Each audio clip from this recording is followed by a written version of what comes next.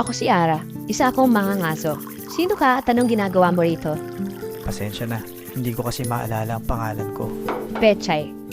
Pechay? Oh, Pechay ang itatawag ko sa'yo. Pambihira naman, ang bastos pakinggan.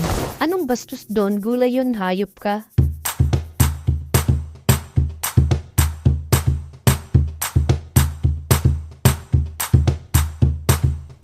Hulaan ko, paborito mo tong lugar na to, no?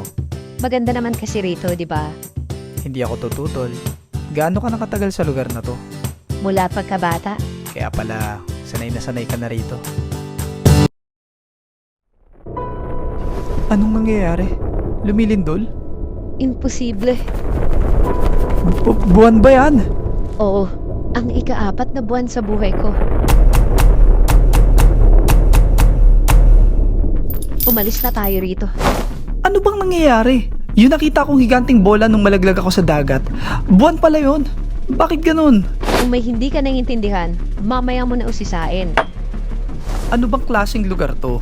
Nung una, tutubing kasing laki ng mga kalabaw. Yung araw lumulubog sa loob ng bulkan, tapos yung buwan umaahon sa ilalim ng dagat. Ngayon naman, langya, may mga zombies. Panatiko ang tawag sa kanila. Panatiko, as in fans? Mukhang hindi ka nga talaga taga rito. Malaking tulong siguro kung makababalik ka na talaga sa syudad. Maganda ka. 363 days ang patumbas ng isang taon. Kapag nagpapalit ng bilang, umuulan ng bulalakaw.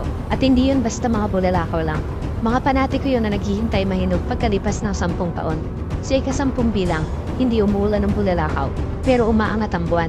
Hudyat para mahinog at mabuhay ang lahat ng mga panatikong makakasagupa natin ngayon.